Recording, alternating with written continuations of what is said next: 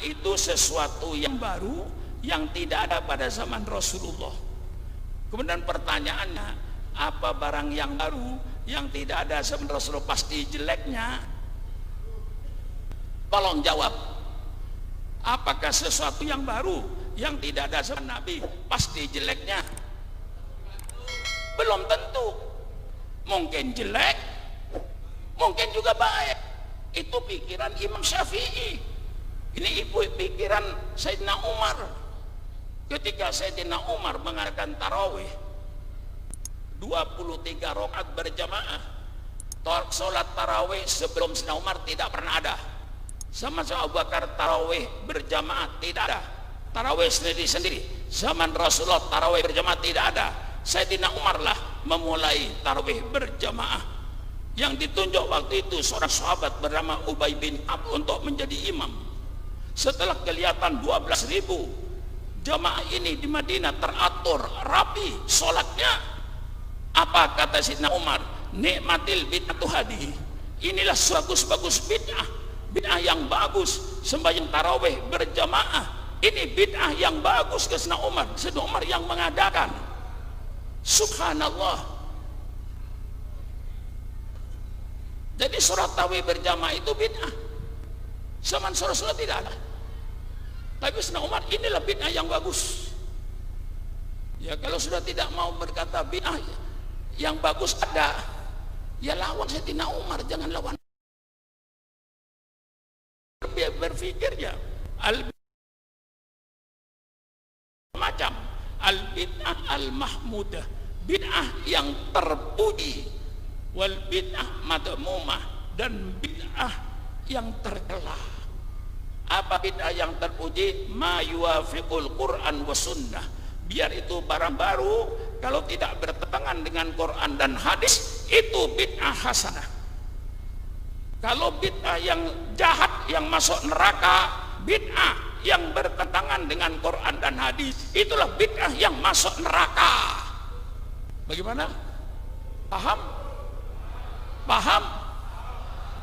Saya pernah diskusi dengan Mubalik Wahabi sebanyak 135 Mubalik Wahabi yang digaji oleh Saudi,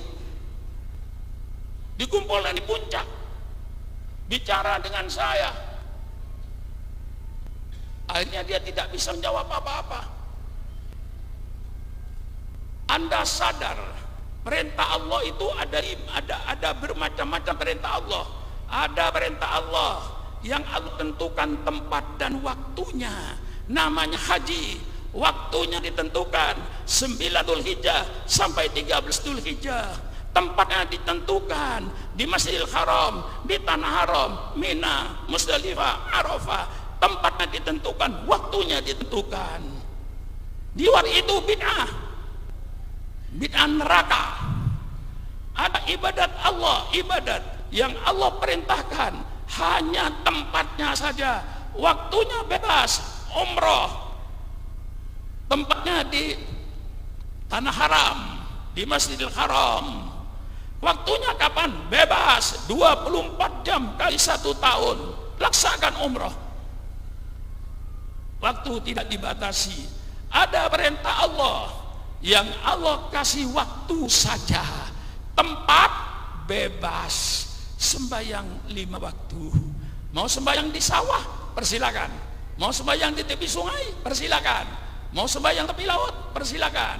Mau sembahyang di rumah, persilakan. Afdolnya di masjid. Paham? Paham? Lah ini orang Wahabi yang tidak paham. Saya katakan depan mereka, ini yang Anda tidak paham. Ada perintah Allah yang Allah tidak menentukan tempatnya, dan Allah tidak menentukan waktunya. Banyak itu. Perintah baca Quran. Kapan baca Quran? Kapan saja. Ya. Di mana baca Quran? Di mana baca Quran? Di mana saja. Kapan baca Quran? Kapan saja. Lalu Muslimat NU mengadakan kesepakatan. Mari malam Jumat kita kumpul. yasinan bersama. Betul? Yang pasti zaman Rasulullah yasinan bersama setiap malam Jumat tidak ada. Ya, tidak ada itu. Lalu sekarang muslimat mengadakan yasinan tiap malam Jumat istiqomah. Apakah orang yang baca yasin setiap malam Jumat istiqomah masuk neraka? Tolong jawab. Itu tadi tolong jawab itu Wahabi ini, bukan pada saudara. Saudara yang menjawab. Semua Wahabi yang saya ajak bicara itu. Tolong jawab. Apakah orang baca yasin setiap malam Jumat istiqomah yang zaman Nabi tidak ada, kita adakan sekarang, apakah masuk neraka? Tolong jawab. Tidak ada yang berani jawab. Lah itu kata saya, perintah Allah yang tidak pakai waktu dan tidak pakai tempat itu tergantung pada kita. Misalnya bupati atau camat, kalau malam minggu seluruh pegawai kecamatan dzikir kepada Allah. Yang pasti dzikir setiap malam minggu zaman Rasulullah tidak ada. Apakah seorang orang yang dzikir tiap malam minggu istiqomah masuk neraka? Ini yang perlu pencerahan saya ini dengan saudara, supaya saudara itu tidak keluar dari ahli sunnah wal jamaah. Tidak semua barang yang baru pasti masuk neraka, belum tentu. Lihat barang barunya itu. Dzikir setiap malam minggu zaman Rasul tidak ada. Kemudian pegawai negeri mengadakan dzikir tiap malam minggu, baca istighfar 100 kali, zaman Nabi tidak ada. Baca subhanallah 100 kali, zaman Rasulullah tidak ada. Lalu pegawai negeri yang malam minggu kumpul dzikir kepada Allah, apakah masuk neraka? Apakah masuk neraka? Yang tua-tua kayak saya yang sudah bau kuburan, kok ketawa? Ya kalau kayak saya ini Pak, sudah 82 tahun ini sudah berbau kuburan.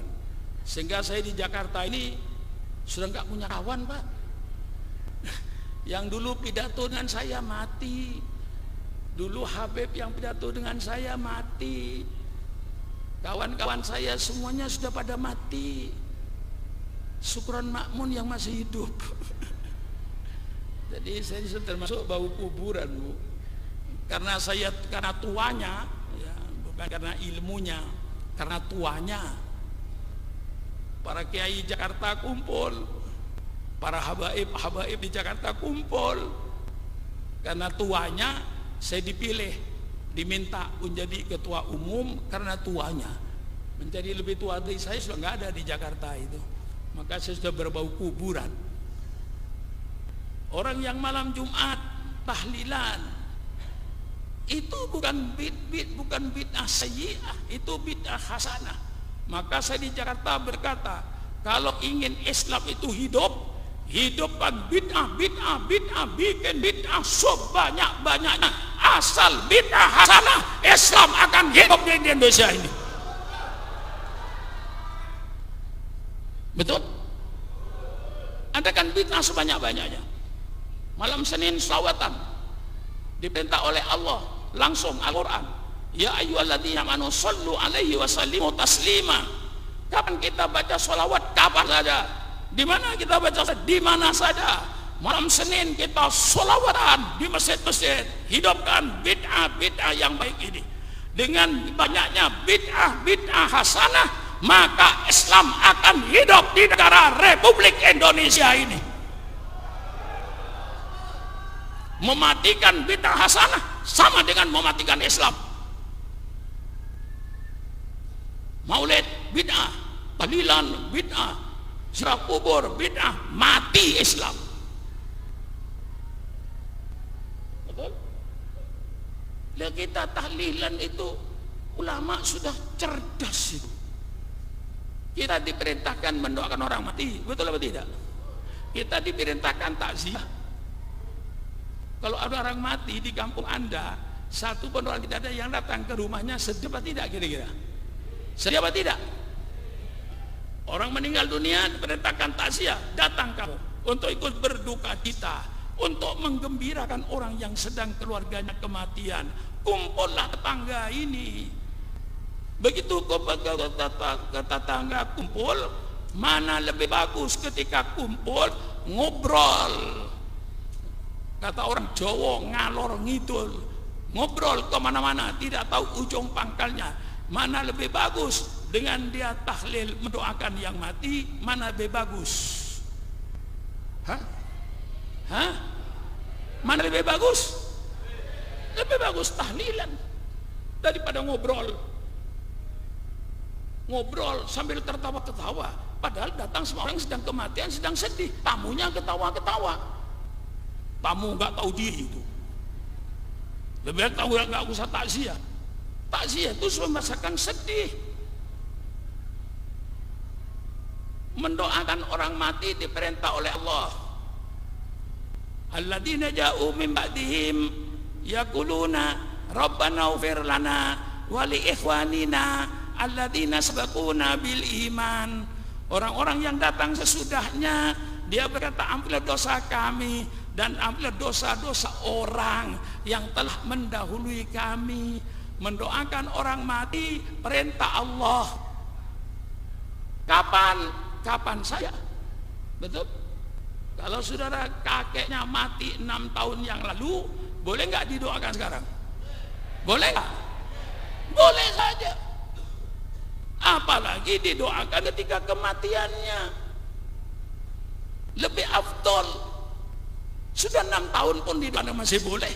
Apalagi ketika meninggal dunia, kita tahlilan, kita baca Yasin, kita doakan, bukan meminta kepada orang mati. Saudara ziarah Wali Songo bukan meminta kepada Wali Songo, bukan minta kaya ke Wali Songo, bukan minta dipenuhi hutangnya kepada Wali Songo, tidak. Saudara ziarah ke Wali Songo, seziarah ke sana baca Yasin, baca tahlil, doakan, ya Allah, mudah-mudahan Sunan Ampel sebagai penegak Islam di Jawa Timur, ya Allah, terimalah segala amal solehnya, ya Allah, ampunilah dosanya, ya Allah, mudah-mudahan kita yang dipanjangkan umur, ya Allah, dengan ziarahnya kepada orang-orang yang kau cintai, ya Allah. Saya mohon kepadamu, ya Allah, saya banyak hutang, ya Allah, mudahkan rezeki saya, ya Allah. Mintanya kepada bukan minta kepada kubu. Bagaimana kira-kira penjelasan saya ini? Hah? Kalau orang kuburan bisa bikin orang kaya, mestinya juru kuncinya kaya duluan. Hah? Betul apa tidak? Sudah pergi ke Sunan Giri, baca Quran, tahlil, atau baca Yasin, ya Allah, mudah-mudahan yang saya baca ini, ya Allah, ampunilah dosana Sunan Giri, terimalah amal solehnya Sunan Giri sebagai pakunya Islam di tanah Jawa. Dia yang berjuang mengislamkan tanah Jawa ini, ya Allah, terimalah amal soleh mereka, ya Allah, ampunilah dosa mereka. Sekarang saya yang berziarah kepada orang-orang yang kau cintai, ya Allah, tolong, ya Allah, kabulkan doa saya, ya Allah, gampangkan rezeki saya, ya Allah. Bagaimana? Hah? Jelas ini. Saya kadang-kadang pernah saya di Cirebon, perempuan nyambi samper, kuning samper sebenarnya. Sampai semakin letak samper letak baju, ada yang jual samper pun. Mau nambah ki ngakui samper sampean. Ki bagi saya ngakui samper. Paling mbah-mbah. Sampere sambi ke kuburan. Esok kosok kaki kapaisen kasah. Mbah kula nyuwun jodoh mbah, mbah kula nyuwun jodoh mbah, mbah kula nyuwun jodoh mbah. Lah ini yang perlu diluruskan ziarah ini. Saya tegur, ya saya belum punya jodoh Pak, supaya dapat jodoh. Mintanya, ya kepada mbah. Syirik ini orang ini. Kau minta kepada Allah, jangan minta sama kuburan. Sekarang apa kau bisa baca? Bisa baca kulhu, bisa baca apapun Quran, kau baca Quran itu. Kemudian kau doakan, mudah-mudahan Sunan Gunung Jati ini sebagai pejuang Islam di tanah Jawa Barat yang banyak rintangannya pada waktu itu, mudah-mudahan oleh Allah diterima amal solehnya, mudah-mudahan oleh Allah diampuni dosanya. Kemudian kau menghadap, ya Allah, mudah-mudahan dengan ziarah saya ke tempat orang-orang yang kau cintai, ya Allah, saya mohon kepadamu, ya Allah, kabulkanlah doa saya, ya Allah. Mintanya sama siapa? Mintanya sama siapa? Sama Allah, bukan minta sama kuburan. Datang ke kuburan mendoakan yang di kuburan itu diterima apa tidak? Allah, amal kita untuk orang kuburan diterima. Yang tidak diterima itu amal dia. Tadi Kiai mendengar, idza mata ibnu Adam in qata amaluhu illa min talatin shadaqatin jariyatin au ilmin au waladin sholin yad'u lahu. Kalau anak Adam mati, putus amalnya. Dia istighfar apapun sudah selesai, tidak diterima oleh Allah. Tapi tidak menghilangkan perbuatan orang lain untuk orang lain. Istilahnya dalam tafsir Jamal itu intifa'u amalil ghairi lil ghairi. Gunanya perbuatan orang lain kepada orang lain. Bukan berarti setelah putus pahalanya kita tidak boleh mendoakan dia. Itu salah besar. Imam Ibnu Taimiyah dalam kitabnya jilid 24 dia mengatakan, ini Ibnu Taimiyah itu ulama terbesarnya Wahabi, ya, ulama Wahabi yang paling hebat. Kalau saya madhab Syafi'inya, ya, Imam Syafi'inya kalau saya. Itu Ibnu Taimiyah berkata dalam kitabnya jilid 24, persilakan nanti baca. Man halala ala qabri ahadin sab'ina alf bari'a min adail qabri. Barang siapa orang yang tahlil di atas kuburan seseorang, maka dia akan dibebaskan dari siksa kuburnya. Berarti ada gunanya perbuatan orang lain kepada orang lain. Perbuatan orang lain ada gunanya untuk orang lain. Di Islam itu sangat banyak. Kita sembah yang jenazah, yang sembahyang siapa? Hah? Yang mati apa yang hidup? Yang hidup. Untuk siapa? Untuk yang mati. Kalau perbuatan orang yang hidup tidak ada gunanya bagi orang mati, tolong sembahyang jenazah dilarang seluruh dunia. Bagaimana ngajinya? Mantap. Mantap. Kalau perbuatan orang hidup tidak sampai kepada orang mati, tolong sembahyang jenazah larang seluruh dunia. Sembahyang jenazah yang hidup. Di situ berdoa, Allahumma fir lahu warhamhu wa'afi wa'fu anhu Allahumma ja'al qabrahu radatan min riyadil jinan wa la taj'al qabrahu hufratan min fanirad Allahumma kana musiran fasid bi ihsani wa kana musian fatajawaz an sayyidi. Siapa yang berdoa? Yang mati apa yang hidup? Untuk siapa? Siapa bilang perbuatan orang hidup tidak ada gunanya bagi orang mati? Goblok. Ngaji kitabnya Ibnu Taimiyah, biangnya Wahabi. Apa biang itu? Nah, korpi nih. Kalau oning biang, engki korpi bener hati biangnya teh korpi bener. Nikah saya sedih kitab Korbina Wahabi jilid 24. Orang yang berkata bahwa bacaan Al-Quran doa tidak sesuai dengan orang mati, itu orang yang tidak ahli sunnah wal jamaah. Itu saya baca. Persilakan baca kitabnya sendiri. Saya bukan orang alim. Saya bukan orang alim, tapi saya orang yang baca kitab saya ini. Tahu ya, apa Ibnu Taimiyah itu? Itu Korbina Wahabi. Korbina Wahabi ngucak nang kitab. Muntua tak dapat ada orang mati. Bacaan Quran tak dapat orang mati.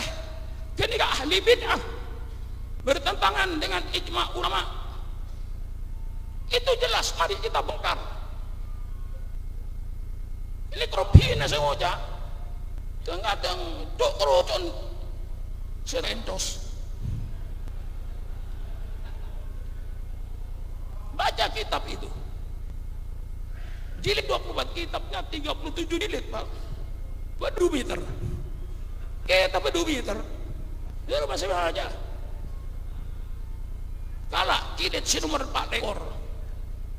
Tanya Ibnu Taimiyah, orang yang berkata bahwa doa bacaan Quran tidak sampai kepada orang mati, itu orang yang ahli bid'ah.